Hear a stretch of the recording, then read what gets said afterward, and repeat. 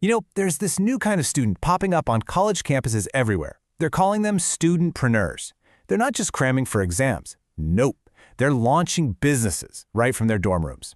So today, we're going to dive deep into this huge trend of student side hustles. And look, this is not some tiny niche thing.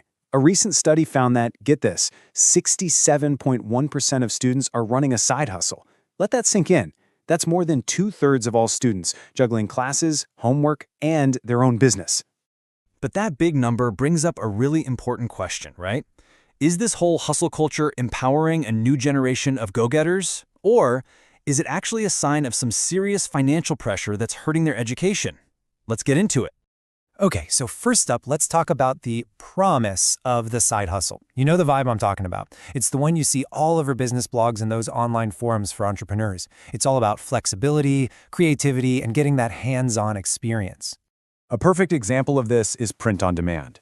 It's a super easy way to get started. You just come up with a cool design, you upload it, and then some other company handles all the printing, the shipping, all of it. So it's a really low-risk way to just test out your ideas without needing a ton of cash up front.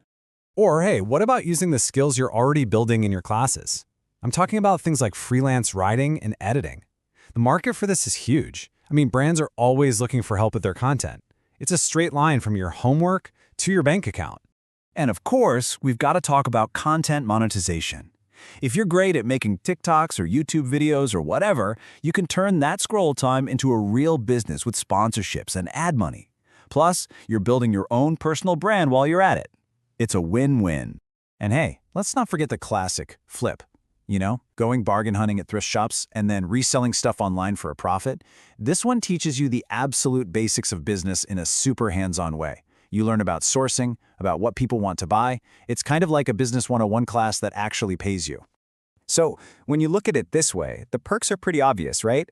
You get flexibility to work around your classes, it doesn't cost a lot to start, and you're building skills that are going to pay off later. College basically becomes this awesome safe playground to try out being an entrepreneur. But this is where the story takes a sharp turn. Because on one hand, you've got this awesome entrepreneurial dream. But on the other hand, academic research shows us a much tougher reality. One that's not really about passion projects, but about just trying to get by. All right, so now let's flip the coin and look at the reality. And honestly, it paints a very different picture. This part of the story, it's not so much about fun and games. It's about necessity and the very real sacrifices students are making. And to really dig into this, we're looking at a specific study from the African Journal of Educational Management. They talked to 800 undergrads, and what they found? Well, it really pushes back against that rosy picture we just painted. So check this out. When you look at why students are doing this, it gets really interesting. Yeah, gaining experience and skills are in the mix, but the number one reason, at almost 34%, is just financial necessity. Pure and simple. For a lot of these students, it's not a choice to be a business owner. It's what they have to do just to stay in school. The study also looked at what the most common hustles actually are. You see freelancing, selling things, digital marketing, and yeah, these sound a lot like the dream hustles we talked about earlier. But just stop and think for a second about the real commitment involved. That's a huge chunk of time and brain power you're pulling away from classes that are already super demanding. But here's maybe the most shocking number from the whole study, 61.8%. Just let that number hang there for a second. What do you think that is? It's the cost, the hidden cost of the hustle. Okay, here's what it means. Over 60% of the students with these side jobs felt that their grades were much lower than their friends who weren't working on the side. That is a massive, massive trade-off. And when you dig into the details, it gets even clearer. Over 70% said, yeah, my side hustle has definitely affected my schoolwork.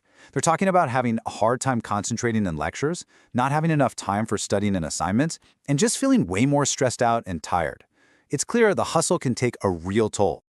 So, what do we do with this? We've got two completely different stories here. One is all about opportunity, the other is all about sacrifice. So the big question is, how can students actually make this work?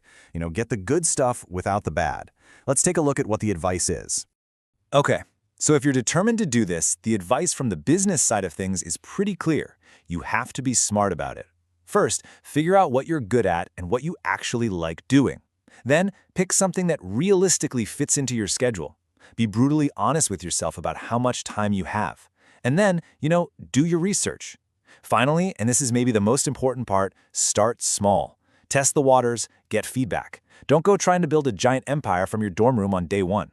But it's not all on the students. The academic study points out that universities have a big role to play here too. They need to adapt to this new reality. We're talking about things like offering workshops on time management, maybe creating more flexible class schedules, or setting up mentorship programs for these student entrepreneurs. The goal is to build a system where students don't have to make that impossible choice between getting their degree and, well, paying their bills.